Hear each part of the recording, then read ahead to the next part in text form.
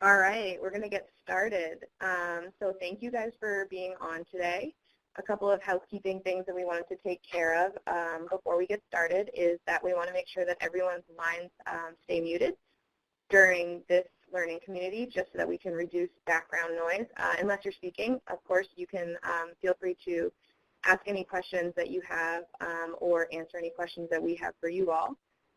You can feel free to also use the chat box that everyone seems to have located, so thank you for being attentive to that. And the other thing is that this call or this webinar is going to be recorded, so if you feel uncomfortable talking on the phone, then just answer via chat box. And with that, we are going to get started, and the first question that I have for you all is if you could share your name, your role, where you're from, and then where your resources and time in your youth program is being most heavily focused right now. So for example, I know that there are a lot of chapters that are working on peer support right now, and we have other chapters that are kind of have more of a stigma busting focus or like a social media focus.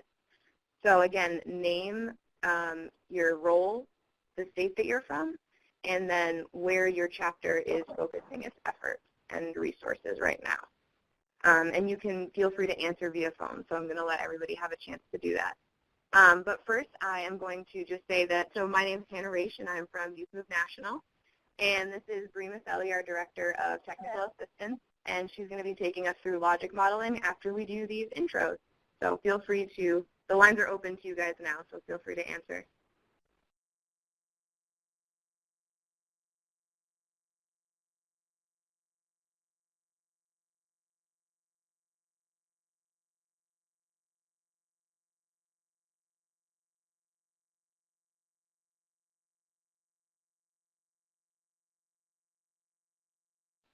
All right, so in our chat box we have Fritz from New Hampshire, and we have Sarah, who is a youth coordinator from Rhode Island. We have Eric, a youth facilitator from Nevada. Albert from Kentucky, who is a youth coordinator. And, oh, that is me, so I don't need to read that. So Eric says that his focus is going into creating a chapter. So Eric, you are in the right place today because we are going to be talking about that. Alejandra says that she is the Youth Advisor Program Support and doesn't have a Youth M.O.V.E. chapter yet, but is helping schools with their youth groups. Noelle from Arkansas, and her chapter is focusing on social media, peer support, and substance abuse prevention and education. Malika, the health education coordinator, and their focus is reproductive health programming for Oregon. We're glad you're here, Eric. Thank you for joining us. I see that other people are typing, so I'm going to keep letting that happen. And so Hannah and I are here with the whole Youth M.O.V.E. National team having a staff retreat, and we're focusing our conversation today on outreach and communication. And so that's been our, which is all the social media and staying connected with you guys in the best way possible. So that's been our focus all day today.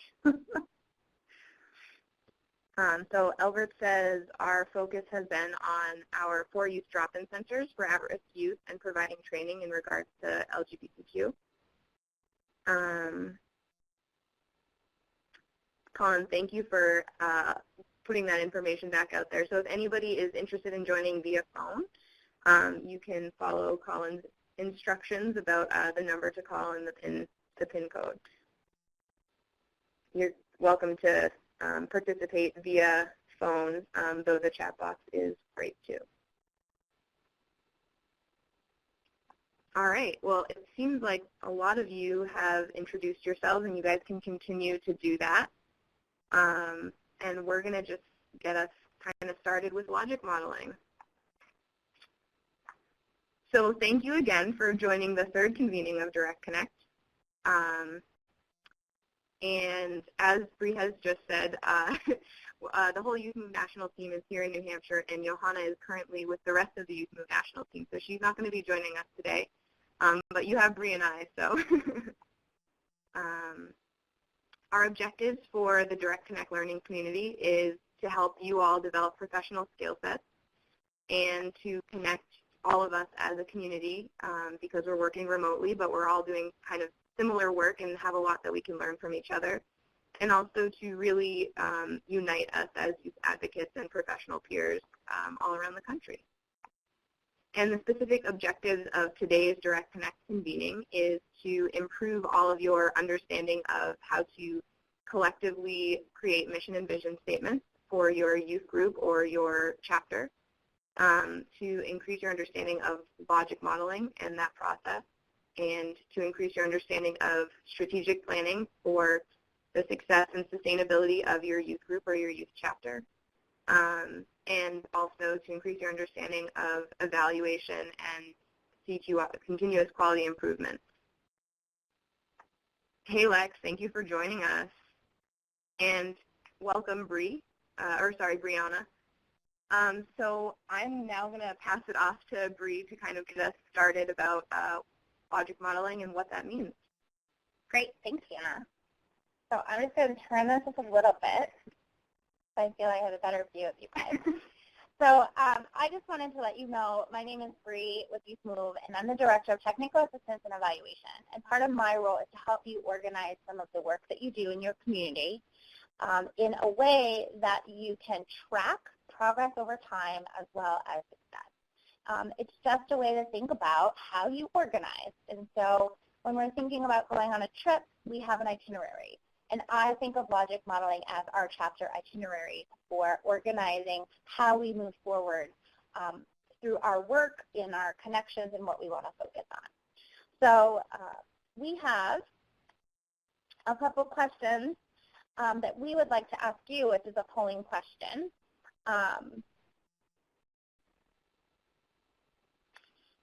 Are you aware of your system of care or host agency in which you partner with if they have a strategic plan, which is a yes or no response?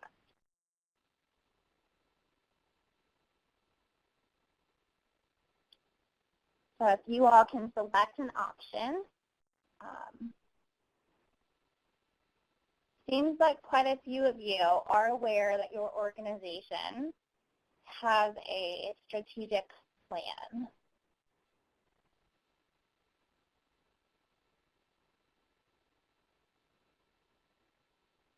All right.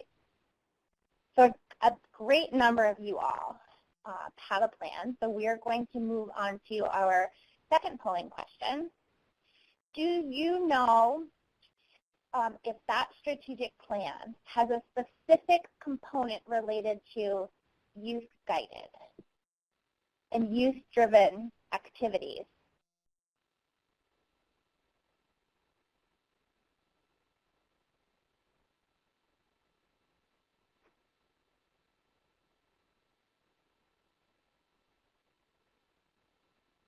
All right, so it seems pretty split down the middle.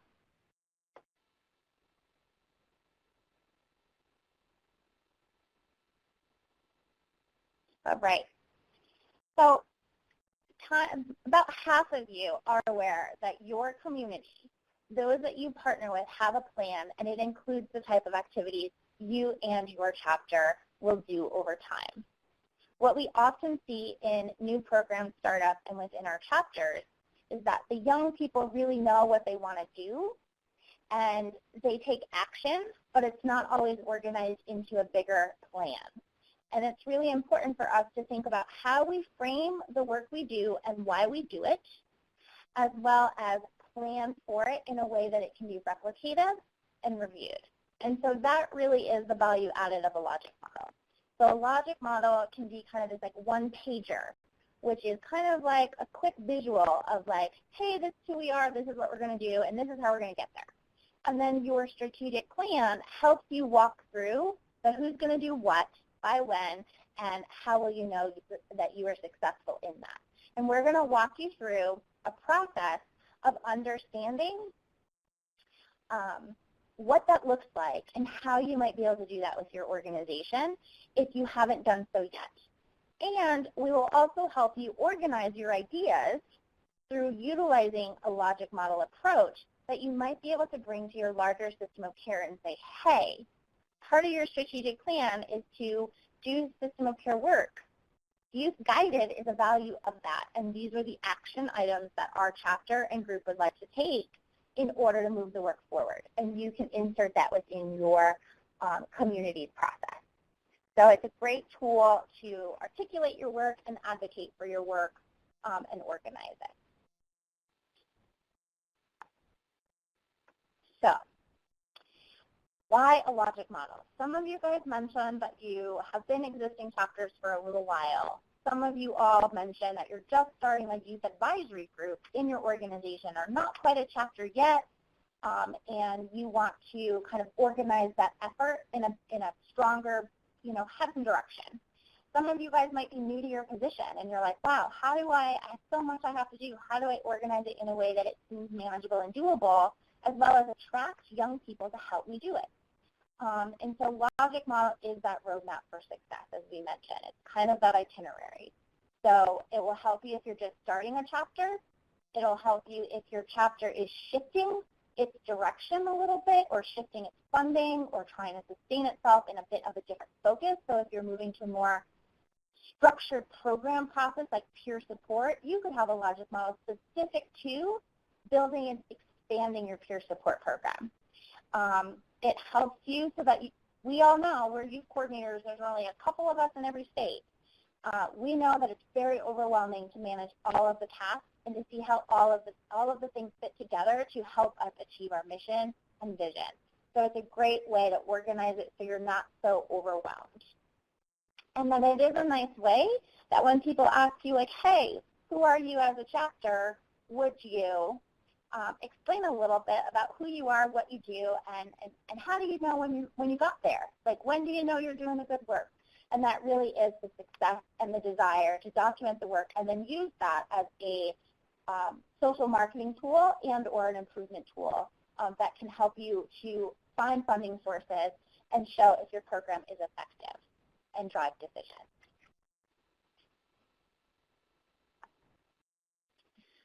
So when you think about organizing your efforts, there's really 3 phases. The first phase is pre-planning. Oftentimes, pre-planning might have happened prior to us coming on board in the role of a youth advocate or a youth coordinator. Pre-planning sometimes happens when people are writing grants, and they might have wrote something in there, but it doesn't really give us the information on how to move forward. Sometimes the pre-planning is that we have to hear from community members about what's working well and what's not working well. We have to hear from young people. What do you need? What could this look like? And we have to have some conversations to gather some information. Once we're able to gather some information, we're able to then figure out how to organize and use that to create a tangible document of sorts, which would then be the development of your plan. So a development of your logic model is the visual graphic. The second step is a more in-depth strategic plan. And your third phase really looks at how are you implementing the work, and then reflecting on, did that go well or did that not go well? And if it didn't go well, how can you correct it so that next time you apply the same strategy or task, you are able to improve upon that for better outcomes. And so we'll break this process down into thinking about the 3 planning phases. So if you're an existing organization and a chapter that has a plan in place, but you're thinking about expanding upon your peer support curriculum, or you're expanding upon how you do substance abuse prevention work, and you're used to doing only mental health work, you might need to do some pre-planning and think about how do we take what we do really well in the mental health world and apply that in a planning process specific to substance abuse prevention, and then you could implement. So this is a good process for an individual project. It's a good idea for an overall organization, and it's a really good idea to articulate why you want to build a new program, expand upon a program, and so it can be very useful depending where you are in your process.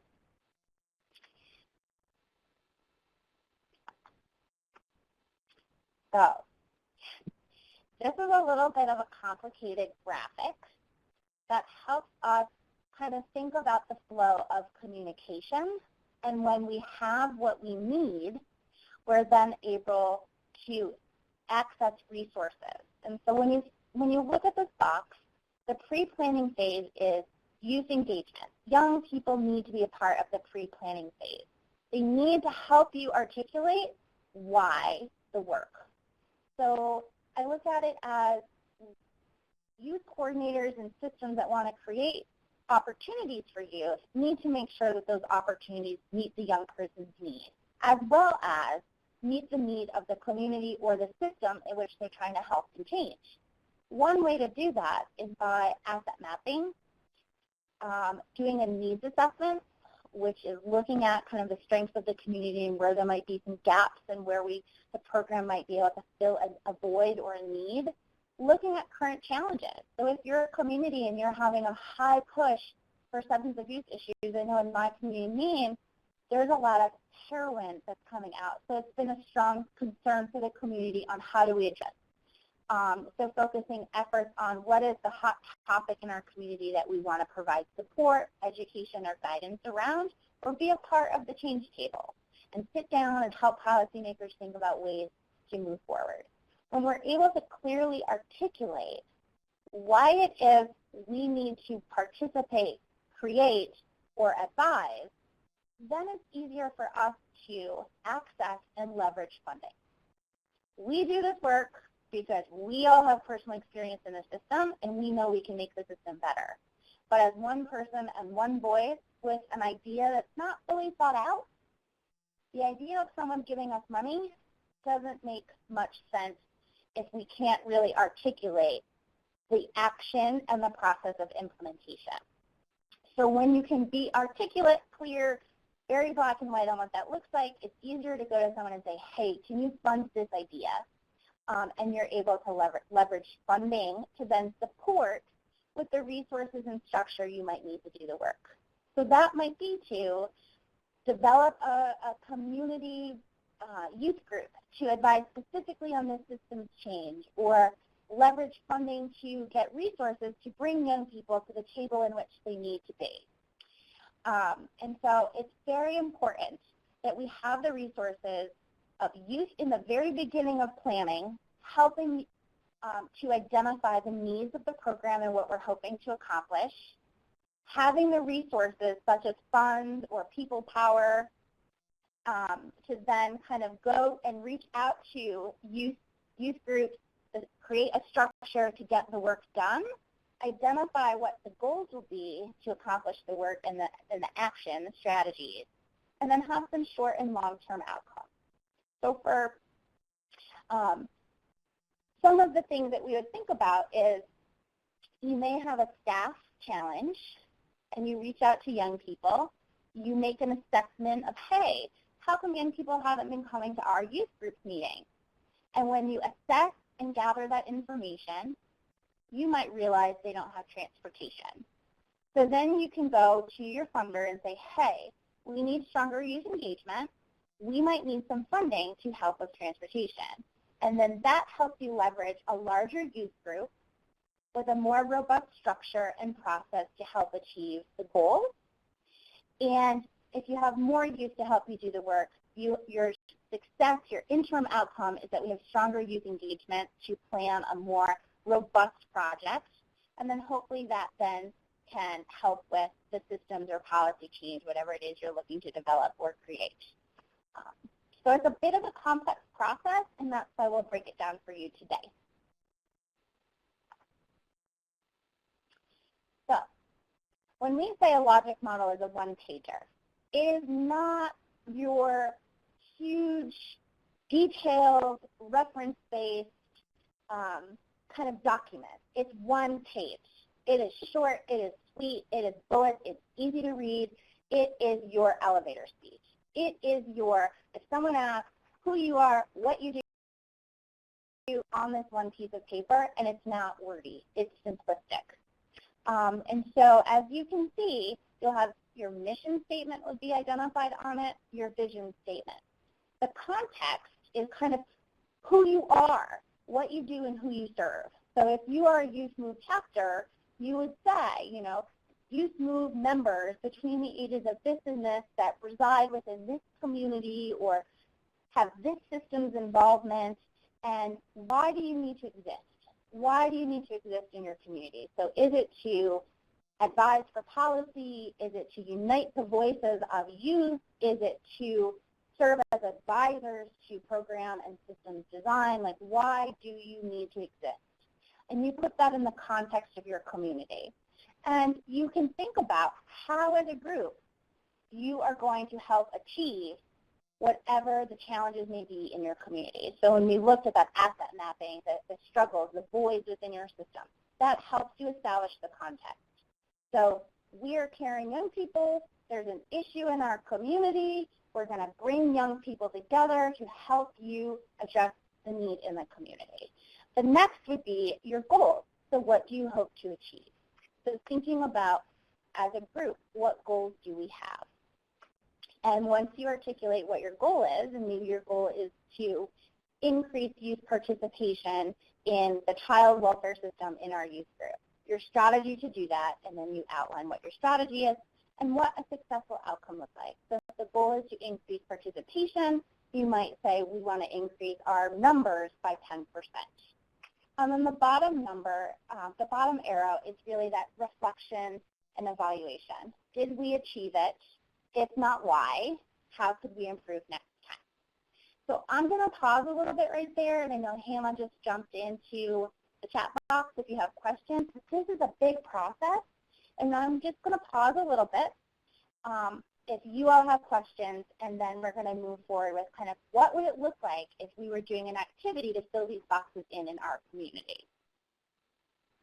And Bree, this is a template that we can pass on to everybody that's participating today in case this is something that you might want to use as an activity with your youth group. Absolutely. And when I started my youth program work a few years, a while ago actually, when I started this work, this is exactly what I did.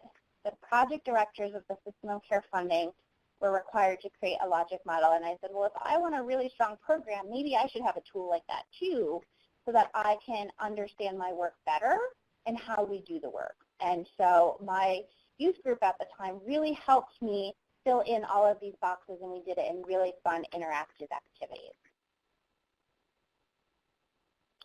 So Mary, it seems like you're interested in copies of the PowerPoint. We will absolutely be able to send that to you as well.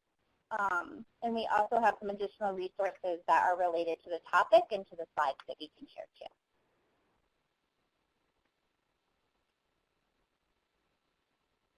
So just for Bree and I to get kind of a better feel about where you guys are at, you know, in the beginning we kind of talked to you about what your area of focus kind of has been around right now in your community or with your youth group. We're going to hop into another polling question about that, and we want to be able to kind of record your answers so that we can tailor the rest of this talk kind of around what you guys identify as the purpose areas of your youth organization right now. So the purpose areas that we gave you are recreation and peer networking, community involvement and advocacy, personal development and empowerment, youth voice development and leadership training, social marketing and awareness building, and peer service delivery. And feel free, if you have any questions, to ask those either via phone or chat box. We're just going to give you guys a minute to kind of answer that question so that we can see where you all are at.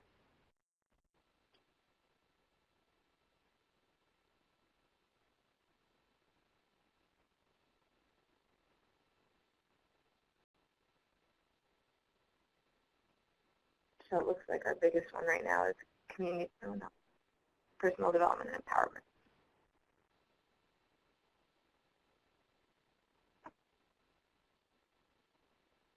Awesome. It seems like you guys are pretty spread out, which is kind of cool.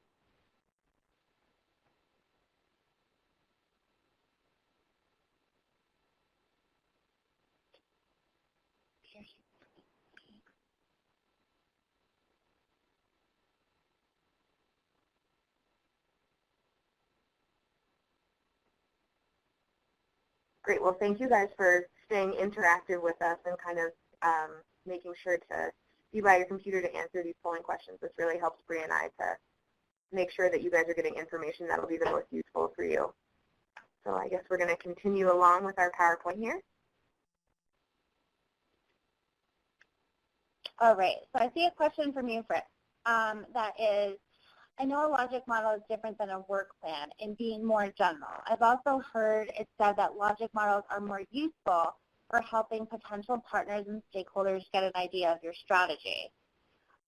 Yes, so Fritz, this is a great question.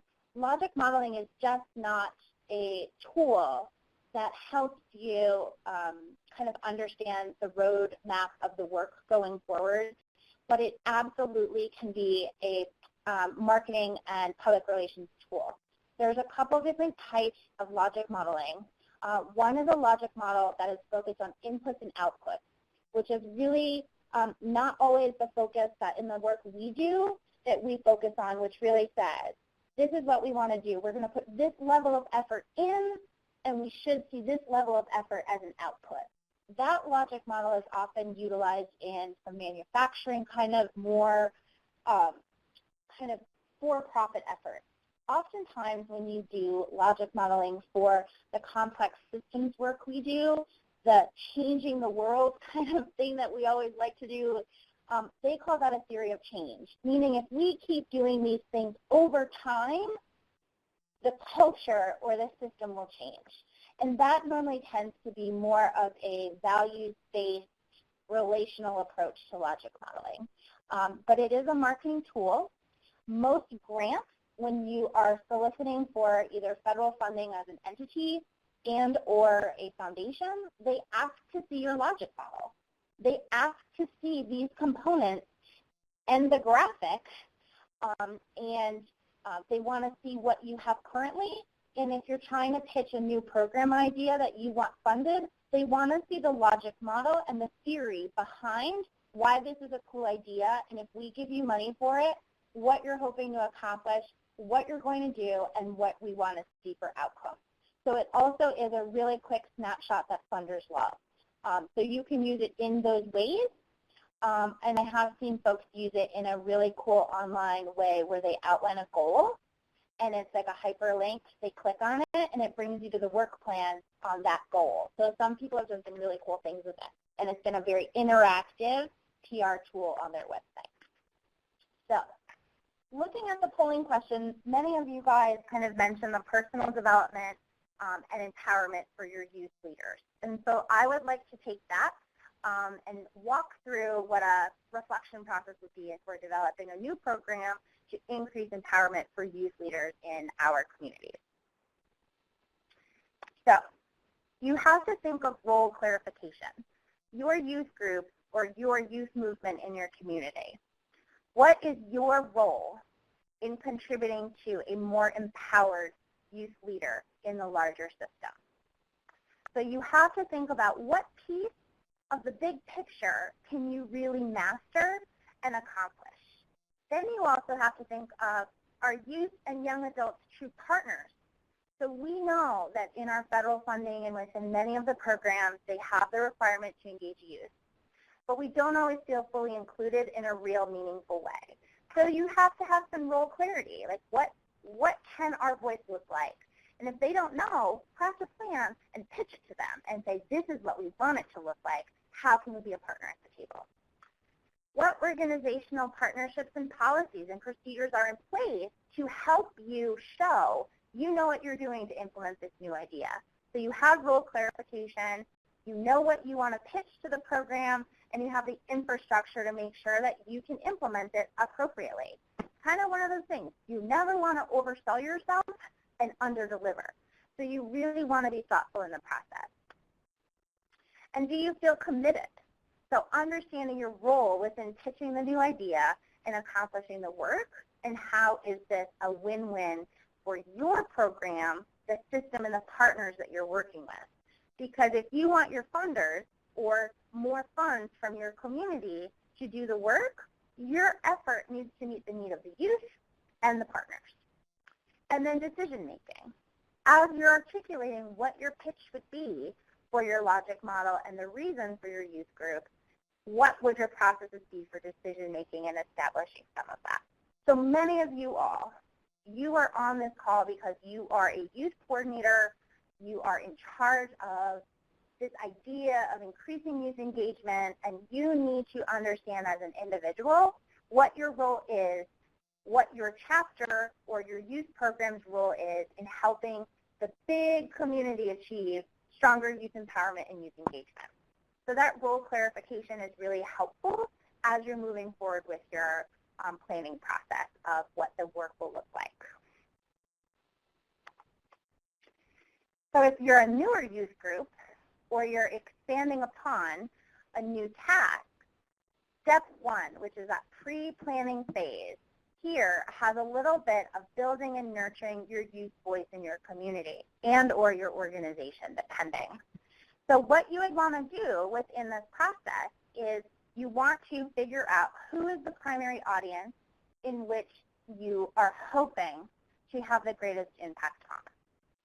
So you will see many youth are a part of your system of care, but not all want to be a part or already a part of your youth movement. So we have young people that are part of the system of care because they might be receiving services. If you have young people that might not receive services because they aged out, but they want to come to your peer groups that are offered through your youth group. That's okay too, but you just have to say, what does involvement look like? Who is your audience for this particular task? And if you're setting up a new advisory group, your primary audience or your chapter might be young people between this age and this age, very similar to what we have established within Youth M.O.V.E. National. So as a group, if you are a group coming together and you're branching out and looking to recruit others, have you defined your primary audience? And so think about some of these as reflection questions. If you are engaging but haven't articulated as an organization or a program what your primary audience is, you might be engaging the wrong young person that might not be able to bring you the voice and the experience and the ideas that you're hoping. And so you just want to be clear about that. So when you're engaging young people and setting up your program, is they need to know that their voice wants to be heard. They are assets in leveraging and designing and helping. So really thinking about in your mission statement, and many of you, I'm sure, have a mission statement. If you are within a host organization that has a mission statement and your mission statement might look different, or you go by the host agency, maybe it's worth thinking about creating a mission statement specific to your youth program. What are youth in our system and or community wanting to see as a big picture of what this work will look like day to day? The second step is getting youth involved in your group, but you have to have a long-term plan. We hear it constantly. Some of us are funded for a short period of time due to grant dollars, and we don't want to create a short-term program. We want to create a long-term program that is there beyond the federal funding or the grant funding that we have, which means that there's a long-term vision for the existence and the needs of your organization. So you would want to identify who you're serving, who can participate in your mission and your vision before you jump into identifying the what you want to do, so that you're able to create the most effective engagement, recruitment, and process to achieve those goals. So here is kind of that pre-planning, the thinking about what that looks like. And so this is an activity that I did with young people, and I just put Post-it notes all around the room when I was doing this activity. And I asked these 3 questions. I asked young people to identify and write down what is working in the system for young adults, what is not working in the system. Because as a youth group, we were going to see, did everyone have the same idea? And does everyone say it's awesome, or are they saying this isn't helpful? And if so, maybe as a group, that's something we want to accomplish. We might want to create something to make it better. When we think about youth engagement, we also think about the individual. Many of you guys are looking at youth empowerment, which is thinking about the individual.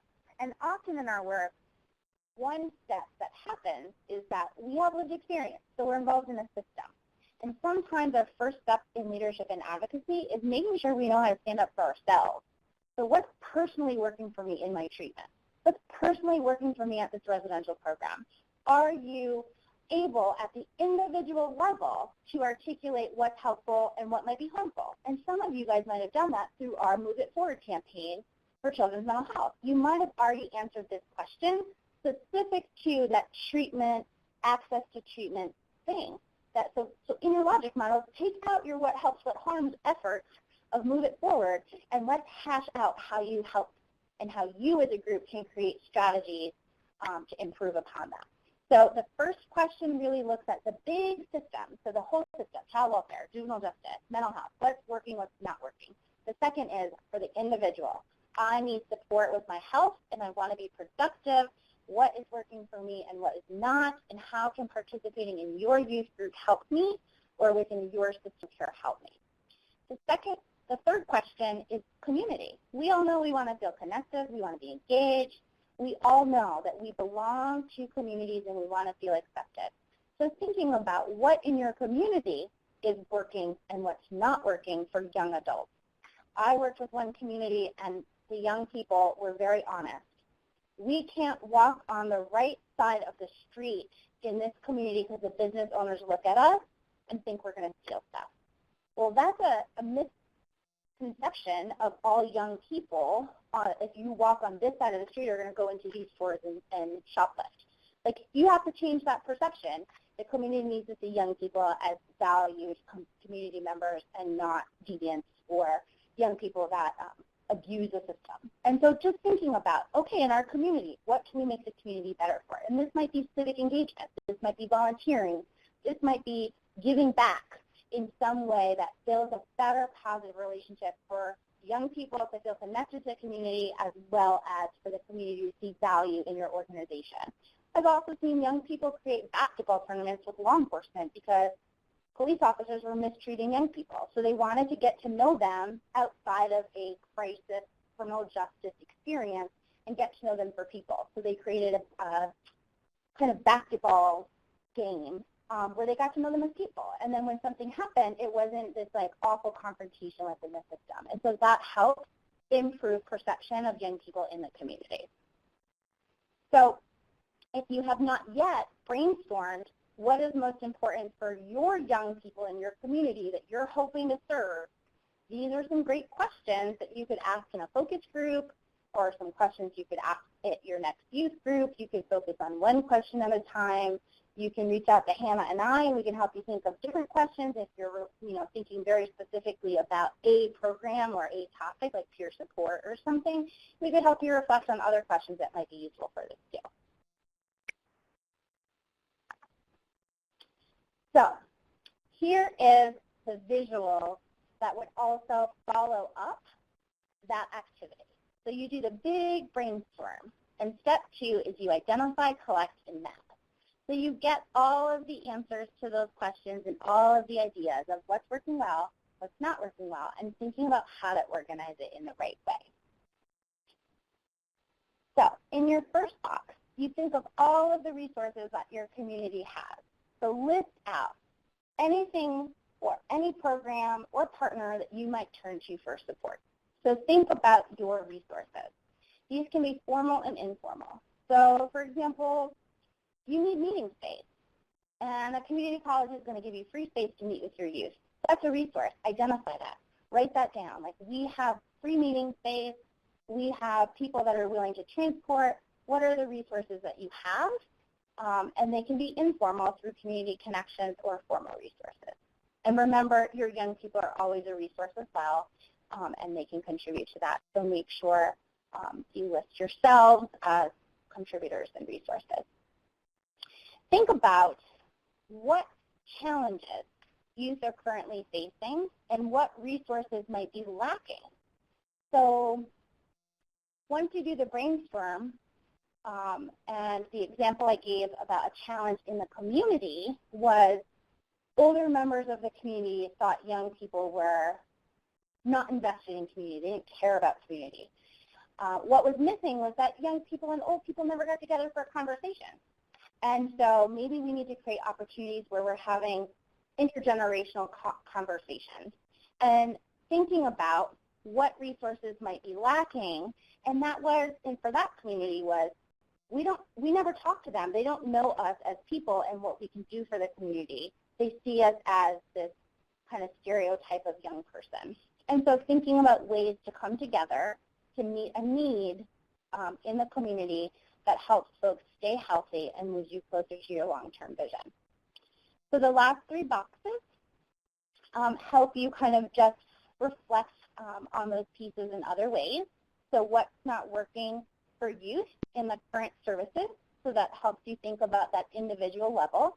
If you're thinking of building self-empowerment, what's not working within your wraparound process? What's not working in your access to mental health process that would help at the individual level? And then, do you have the supports in place or ideas in place to move forward?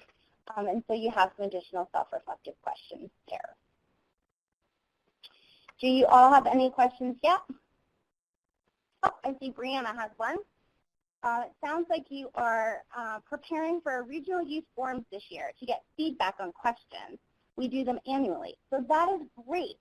And so as you do them annually, that CQI arrow that was in the bottom of the logic model is really that opportunity to say, hey, we have a cool plan we need to improve upon. And then also collecting some of the data based on the feedback that they give you can help you improve your logic model and strategic plan moving forward. These are never set in stone. They should always be documents that are reviewed either annually or earlier, every 6 months, or they should be a constant living document that is always reflecting your most current work, the most current need of the work, and how you hope to accomplish it. So it sounds like, Brianna, you guys in your community have a really great process in place for this reflection and engagement of young people in your youth forums, and then using that information to connect back. Sounds like you also encourage counties or youth groups to do them individually based on more on their specific needs. Absolutely. I think it's really important, especially if you're a statewide program that has multiple youth groups, multiple counties. The needs of youth are not the same in all counties. So it's important, especially for us in Maine. When I started programming in Portland, there was a lot more resources in Portland than there were up in the county, which is almost in Canada. And so what young people needed in the southern half of Maine was very different than what young people needed in the northern half of Maine. And how we helped and how we created products was really different. How we outreach and engage was really different. And so you need to consider that. So maybe there's a statewide logic model and a statewide mission and vision and a statewide plan, but each local group or local county creates their own kind of, this is our bubble in the big picture of all things, and we're going to work on this. So that's really great that you have that in place, Brianna. Do you also have a process of how your local youth groups in the individual specific needs, kind of how they share that with the bigger, more network of youth in your community at large? I think that's always really important when you see multiple youth perspectives and multiple youth plans fitting together for the same goals. I think always looks great.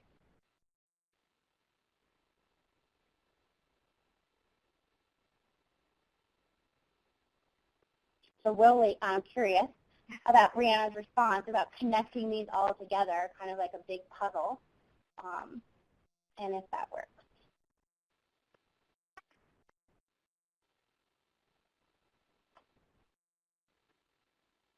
You're putting a lot of pressure on Brianna right now. Sorry. I'm really curious.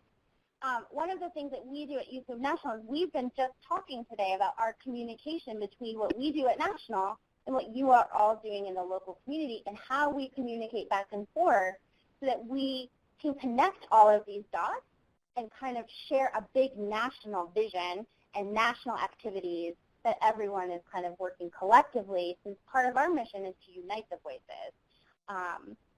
And so it's really, it's interesting for us to see how young people have been successful in their local community. So it sounds like you have regional youth partners that kind of foster a feedback loop with individuals. Okay, and so there is a process. You do have some identified folks within the local regions, and there is a feedback loop and what that looks like. Thinking about how that plan kind of blends together for kind of that bigger uniting of youth voice might be something as a group you want to continue.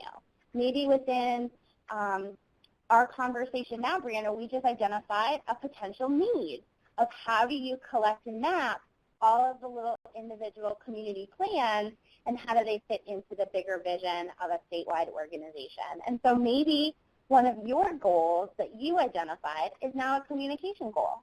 We want ongoing communication with our, connecting the local community voice with the state level policy table. And what would that strategy look like? So it could be something you could bring back to your group next time you guys reflect and ask these questions, is what would that best form of communication look like? So we will move on to kind of the next slide. So oftentimes in our youth work, we think about capacity building. And it never feels good, but sometimes because we're youth work and we're still learning about the work, we often aren't treated the same, and we're often kind of given some social hour fun things to do. So they're really quick and engaging us in the fun stuff, but they're really grateful in trying to protect us from some of the complex system stuff. And sometimes young people, they want to do the complex stuff. They want to do policy. They want to do evaluation. They want a bigger voice. And so it's important for us to show our partners we can have a bigger voice. So we can do social marketing and anti-stigma, and we can share our stories at conferences, and we'll participate in conferences, but there should be no reason why we can't sit at a policy table or go testify for legislation. And so those are the things that you want to really show to the professionals based on your logic model of, this is how we can help. This is how we build capacity. In our logic model, we build capacity at the individual level. We build capacity at the community level. And as we do that work, that means we have capacity to share nationally and or within your state government. So thinking about those types of things and making sure you have the right people at the table. It's hard to have a youth group that's only focused on fun stuff, but in your logic model, everything is focused on policy, but you don't have enough young people comfortable sitting at that table, then there's a disconnect from what you offer as a program to what you're hoping to achieve as an organization. You have to help fill the gaps, which means you have to build capacity in order to meet the need. So look at those questions as an opportunity for some self-reflection, as if you're in a place of planning and growth for your effort. So here are youth chapter purpose areas. As an organization, you would identify what your core components are. As a group here today, there's 18 of us, and the top two choices in the polling question were youth empowerment and personal development and peer services. So if we were a youth group today, those would be our primary focuses. We would say, this is the audience we're hoping to provide personal development to, and we're hoping to empower young people in these ways. Maybe it's self-advocacy, maybe it's their life skills and ability to get jobs and be productive and attain their college education and high school diploma. Whatever personal development and empowerment means to the group is what we spend our energy and focus on. Second would be peer services. So these youth-driven purpose areas are things that, if you are working on them, you probably need a work plan that tells you step by step of what you're going to do, and you need a bullet within your logic model that says, peer services. The context of the community is there is no existing peer service program dedicated to young adults of transition age. There's a need. Youth M.O.V.E. Kalamazoo identified the need and is committed to the development of a young adult-driven peer support curriculum. What are the strategies? Well, we're going to convene a change team. We're going to meet with young people. We are going to identify what is peer support in Kalamazoo. What does a curriculum need to, have in place to have young people be able to provide the service? So you kind of see how I'm kind of walking through. There's an issue in the community. It's missing. We want to help be a partner in creating the solution. This is what we think needs to happen. This is how we're going to do it. And our outcome is going to be a successful competencies for youth peer support, a successful curriculum for youth peer support, a successful trained workforce of new peer leaders that can provide the service. And you kind of connect the dots and build upon that way. And Bree, how many of these purpose areas, if we have new groups on the phone that are just starting their logic modeling, how many of these purpose areas would you say make sense to focus on when you're just getting started? So I think that's a great question, because when you're just getting started, as I mentioned earlier, you never want to overpromise and underdeliver. So you want to hone in on what you're really, really good at. So if you're a small group and you just want people to know about you, maybe you want to focus on building your brand, social marketing and awareness building about who you are and what you do. The more you're able to do that, people want to know more about, sounds like you're a cool organization. If I got involved, what would I do? So then you might want to say, oh, okay, well, we do peer networking or recreation, or maybe you do community involvement and advocacy.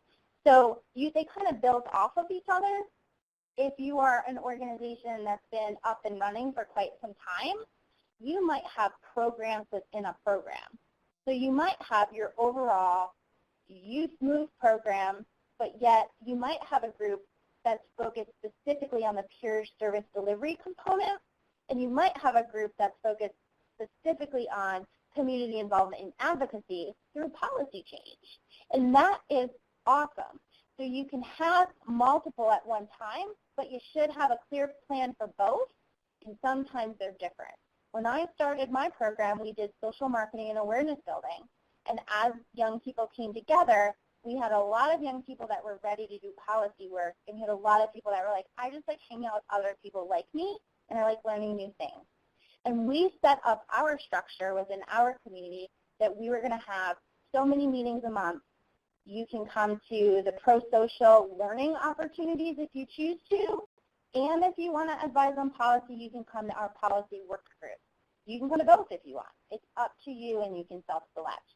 But you would never want to focus on all of these all at once, because you may not be able to fully organize and make it to show its effectiveness. You might be watering down your resources by trying to do too much too soon. And so just think about that. And those are things that you can always add to your program as you grow and get more funding and feel more comfortable with your staffing and your structure. Sometimes when you have your youth organization, you might be written into a grant to do a certain thing. And so sometimes your partnerships might drive the things you need to do. And you can't, as a coordinator, you can't change that.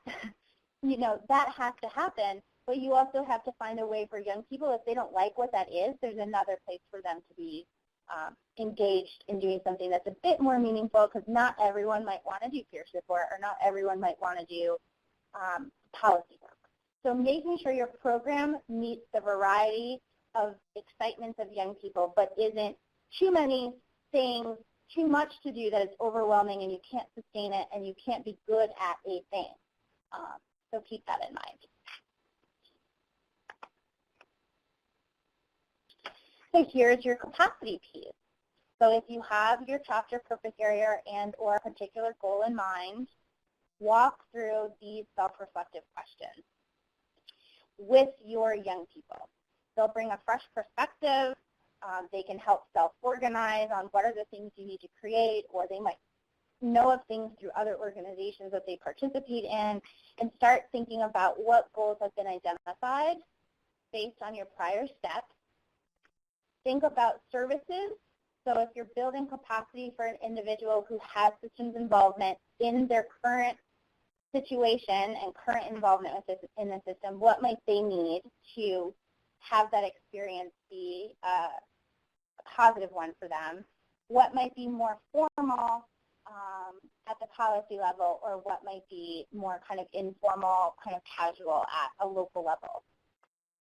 Think about the strategies and action needed to achieve the identified goal. So you can't say that we can do this if you don't have skilled young people to join in on doing that. So really thinking about this in baby steps. In these strategies, you might list a couple of them out, but in your strategic plan, they would be detailed, they would be listed out in a much more detailed oriented way. So if your strategy is to engage youth, that's the goal, to increase our engagement of rural youth participation. The strategy to help us achieve rural youth voice in our youth program, the strategy might be to use more multimedia. Use more multimedia, use Facebook to ask questions and look at the comment responses that you get, how that ties back to your identified goal.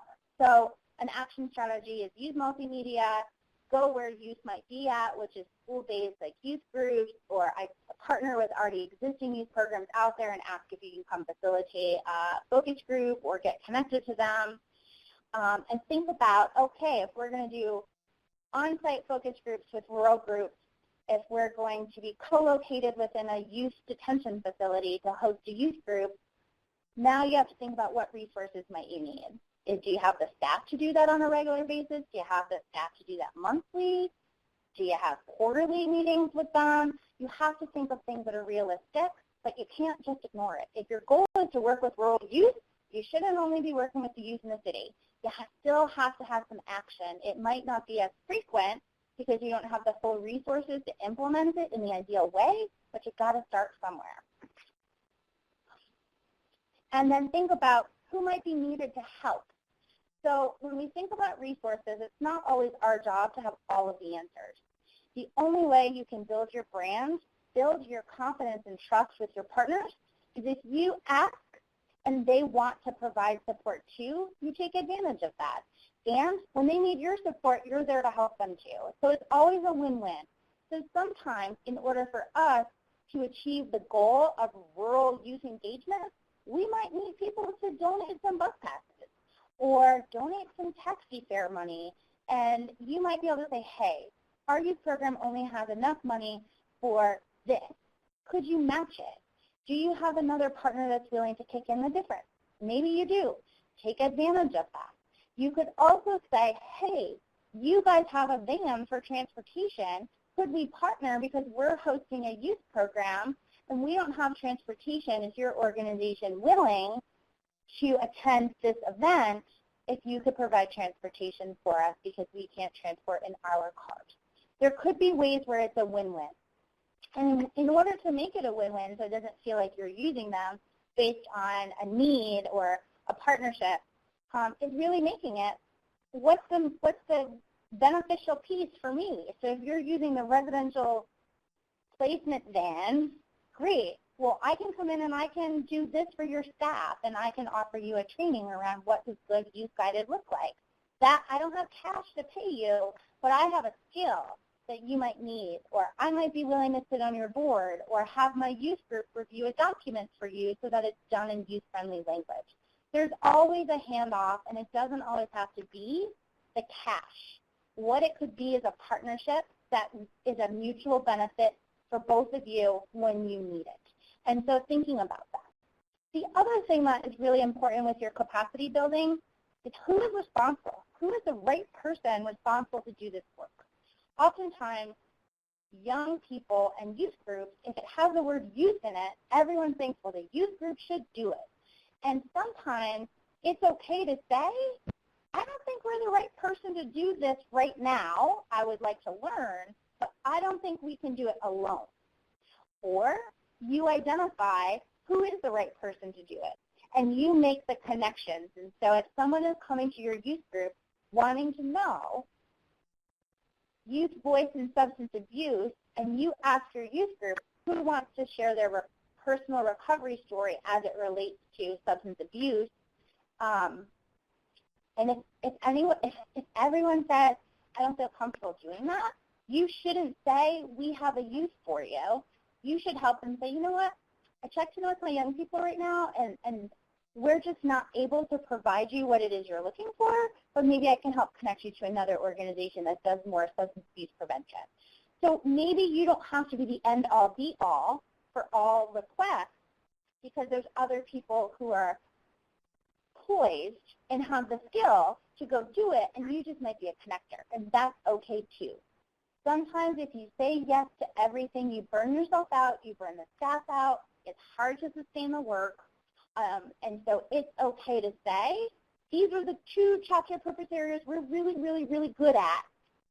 We might need to build capacity someplace else for the other things because young people still need them, and there's nothing wrong with that. It's sharing and creating a more sustainable approach where young people have multiple of opportunities to engage wherever they need to be. And you could be the agency or the youth program that's in charge of that, or you could be the connector and have the relationships built with others to make that coordination for people. So, Hannah's curious about who are some of your partners that help with your current chapter purpose areas and your current efforts in your community.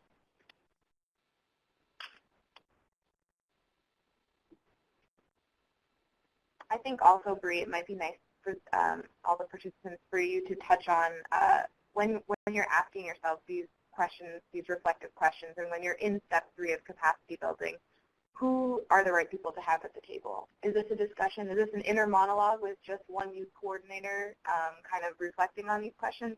Or should more people be at the table when this discussion is kind of happening? I think it is both of those. I think that if you are a youth coordinator now that is often tasked at building the capacity of your youth program, and if you're looking at these questions right now and you're struggling to answer them, and if you can answer them really, really quickly, but you haven't checked in with anyone else on your staffing or your youth in your community, then you want to take a moment to step back and reflect. It is okay for us as leaders to have ideas that we want to push forward and how our organization and program grows. The thing is that we are here to help others. We are here to improve a system.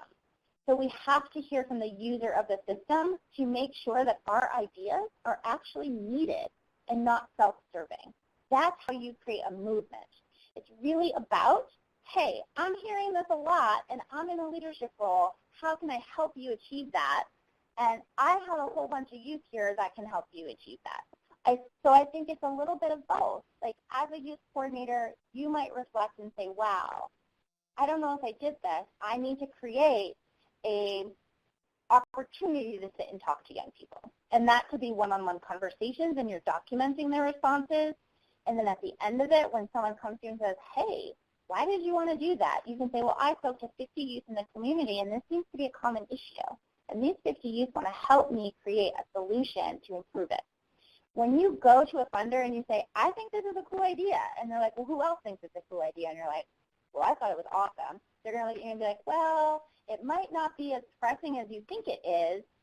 And so you need to have the collective voice to really give it the authority, the value needed. Like it's not just a cool idea because of one, it's a collective idea of the community. So it seems like in Nevada, one of the partnerships is the Parent Training and Information Center.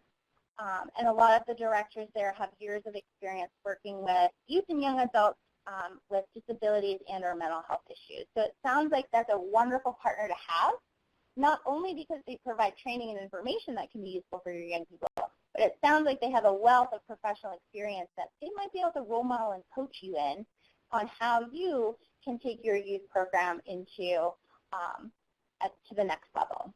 So that's great. Seems like Brianna, you're partnering with Families Together, which I'm familiar with Families Together as a parent organization that also sounds like they do some similar things as what Eric mentioned. Great. Are there partners that you would like to partner with that has been a challenge so far. So if you want to branch out into a new partnership and you're not quite sure how, what are those partnerships that you would like to grow into? Does anyone have a suggestion for that?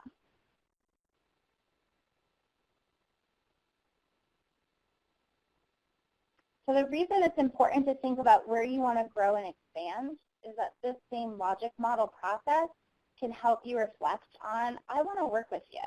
And if they don't see why they should work with you, then you can help articulate, I heard from young people this is an issue, I have the solution, and I'm willing to partner to make it happen. You can create a logic model specific to that system and use that as your marketing and PR tool to sit down with them and say, hey, listen, I spoke to 100 youth. This is what they're telling us. With a little bit of resources and your commitment, I'm willing to come in and help you with X, Y, and Z, as well as the young people I'm with, and this is the value added for the young people that are involved, as well as the value of your overall system. And you could use a logic model approach to that specific expansion part of your program. So for the participants that are on here and are interested in having a focus on personal development, who would a unique community partner be, or maybe an example that you've heard of in a different community that is working towards empowerment? What kind of like resource or partnership have they leveraged that you've heard of? So when I think of personal development, I often think about the things we need to know as a young person that help us get to where we want to be.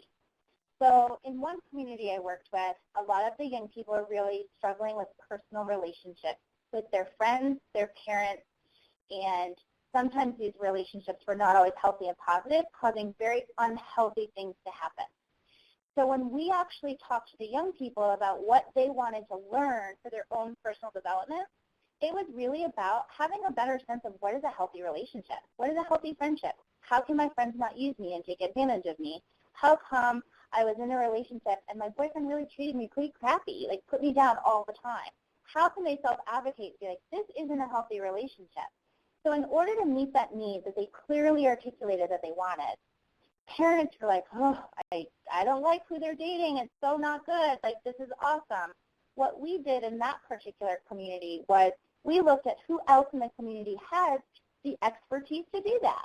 And so a lot of domestic violence shelters have training curriculum about what are healthy relationships. And we said, hey, why create a specific youth curriculum on healthy relationships?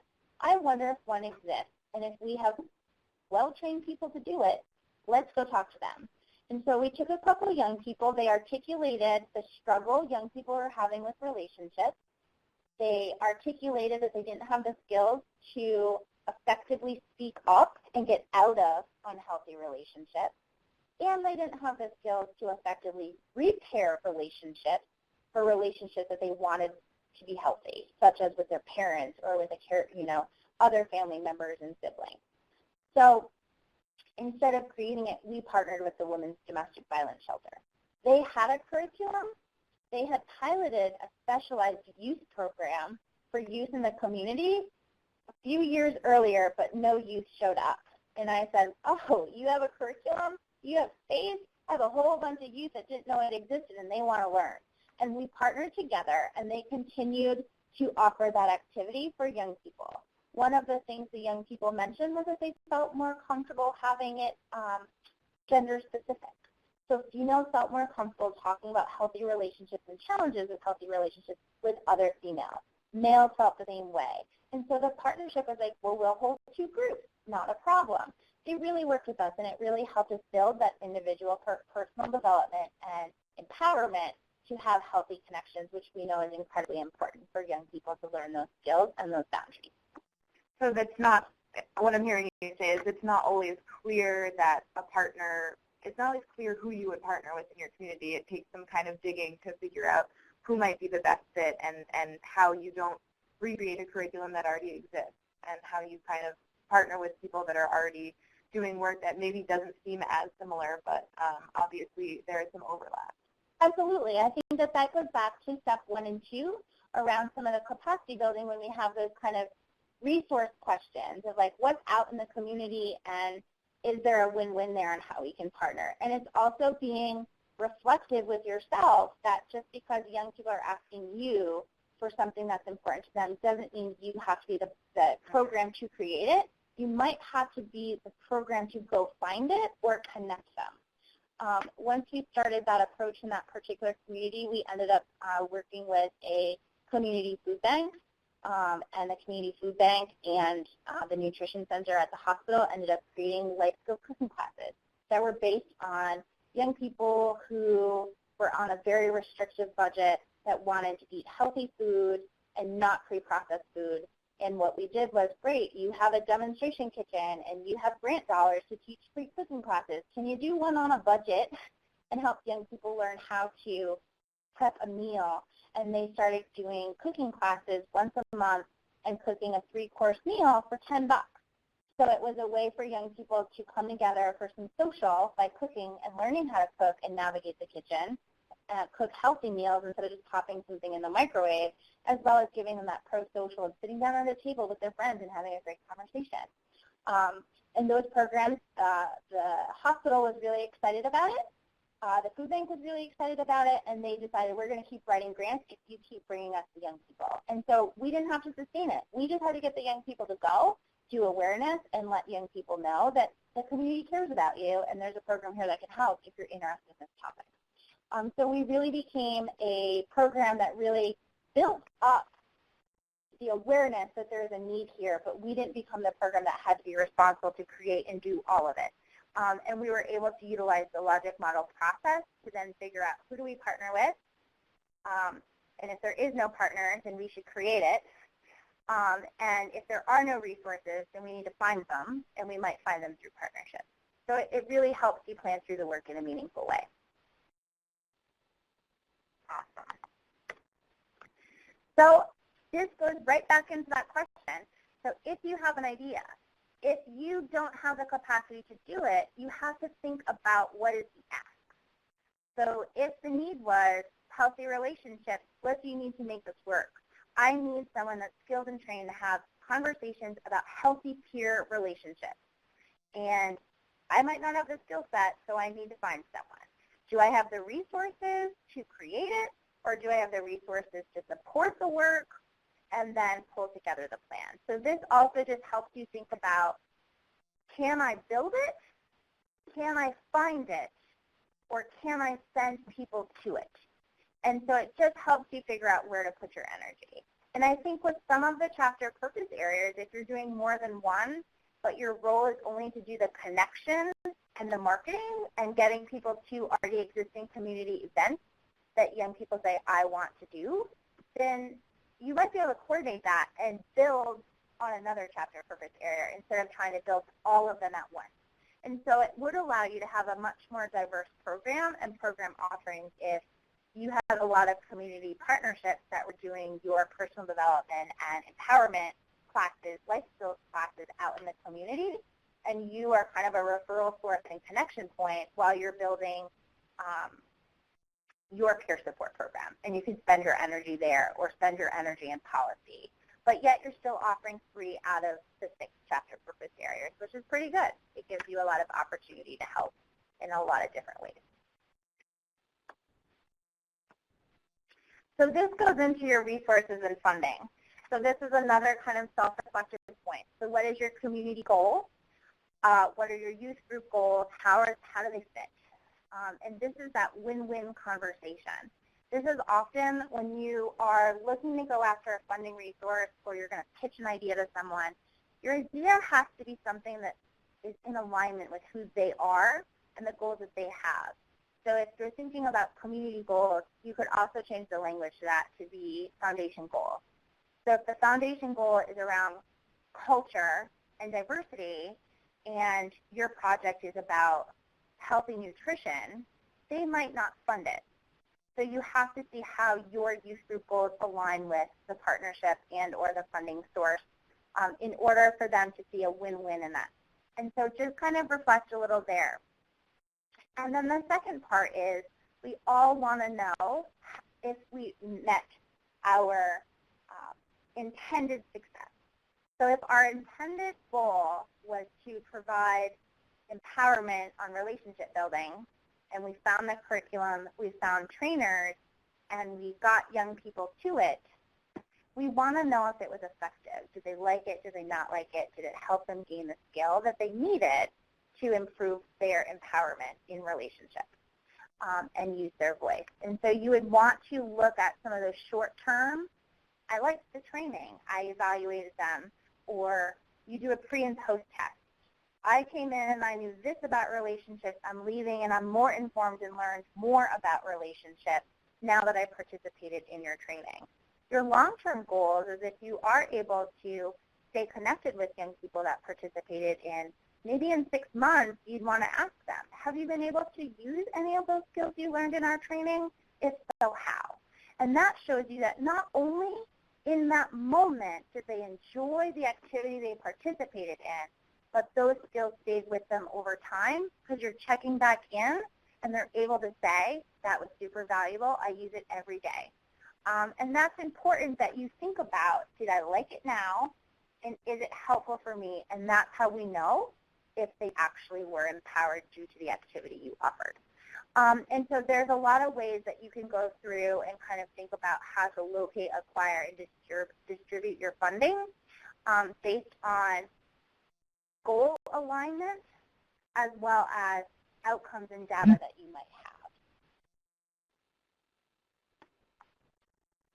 So this is a pretty picture with a few words based on the template we showed you before.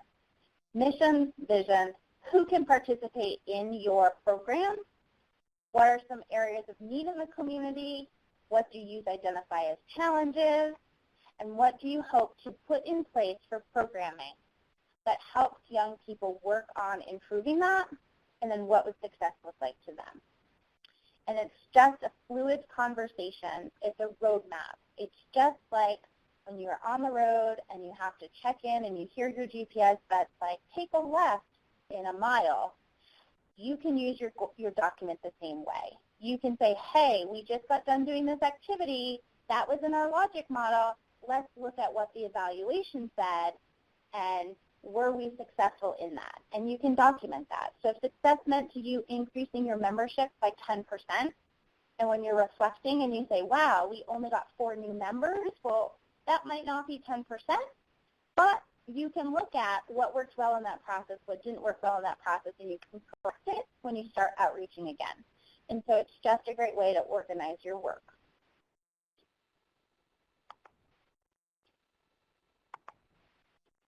So here is a community example. So this is a community example of a youth group that was part of a system of care that eventually turned into a Youth M.O.V.E. chapter, and this was like the very, very first version of like who they were and what they wanted to do. So you have their mission, you have their vision. In the top arrow was all of the original kind of system of care goals, like from way back in 2005. You can see how they were able to articulate their primary audience. So their primary audience was actually the same audience that was in their system of care grant. What they added to it was the underserved youth. They realized the system of care grant was having a hard time engaging this kind of underserved population, which was the gay, lesbian youth, refugee and immigrant youth. And so they needed some support as a system of care to better engage these populations. The group that was kind of pulling this together kind of reached out to those groups and did this reflective logic model process. So what you will see is the challenges that youth identified in the community at the individual service level, so the mental health systems level, that there was a lack of youth-guided approaches within treatment planning. There was limited understanding on the youth part of understanding the system and how to navigate that system and where to go for what. And the other thing was youth were not viewed as resources and partners in the service planning. So it was very clear you were a participant of treatment and services in your mental health treatment. You were not a partner. You did not have the expertise. Someone told you what to do, and you were constantly asking how to navigate that process, and it wasn't positive. The second was looking at support. young people identified within this particular community that there were limited opportunities for peer-to-peer connection for youth with behavioral health challenges. They had unhealthy peer relationships, and they wanted to foster healthier relationships, and they had unhealthy family connections.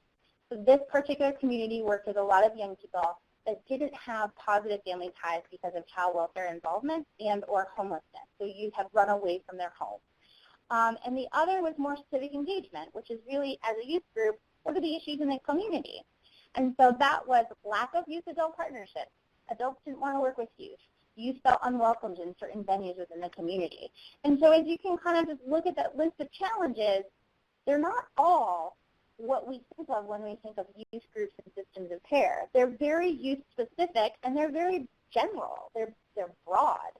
And then young people said, these are our broad goals that we're going to do to try to address that. And you can see systems, the goal was that systems understood and support youth-guided and child-centered philosophy within treatment and within the work that the system of care did. The systems were trauma-informed. Youth were viewed as partners in systems change. Outreach and social marketing efforts.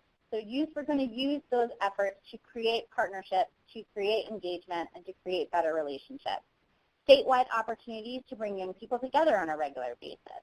Youth have active role in care planning. That was that self-personal development and self-advocacy and self-efficacy in their individualized treatment. And youth were able to self-advocate as a long-term goal. Some of the strategies were listed here. And if you look at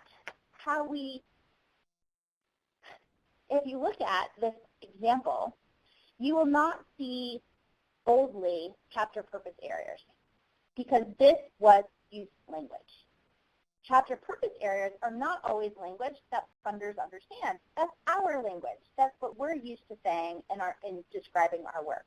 But when you really think about it, when the example, many of you guys are doing personal development and empowerment, that's pretty clear here, correct? That if we looked at youth voice and able to self-advocate, that fits under that chapter purpose area. So in this, it doesn't have to be matchy-matchy with language. You need the language to make sense to the youth in your program and to your community. And for them, this was language that worked for them.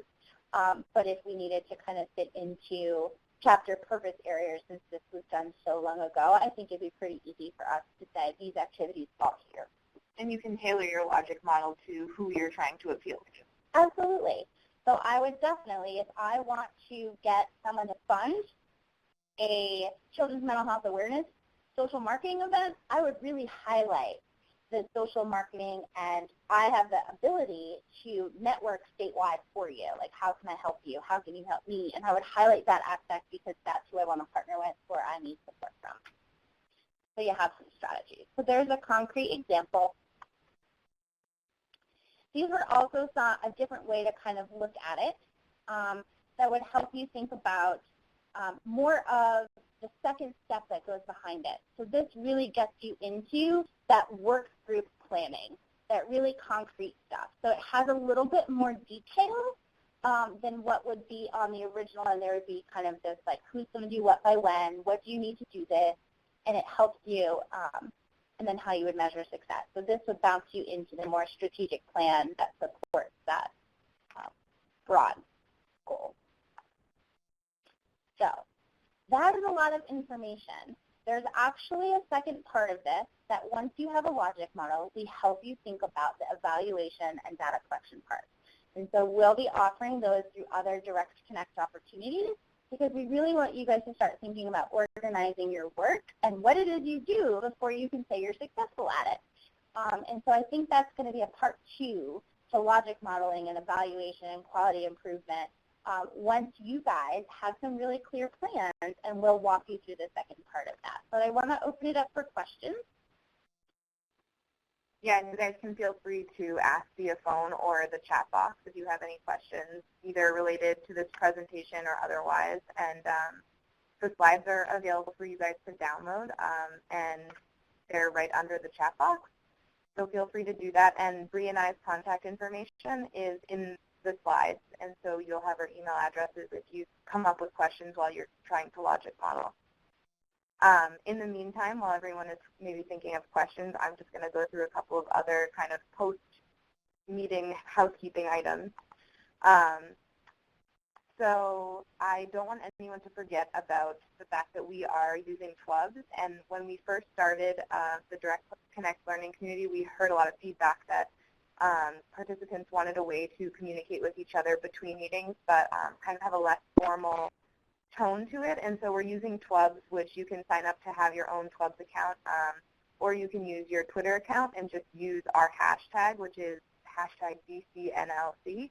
And that'll go right to the clubs page, and Youth M.O.V.E. National posts resources on that page and other opportunities that participants might be interested in being a part of. So feel free to do that if that interests you, or if you are interested in kind of connecting with other participants that are on here. And our next scheduled Direct Connect meeting date is August 25th. And it's going to be from the same time, so it'll be 1:30 p.m. to 3 p.m. Eastern Time.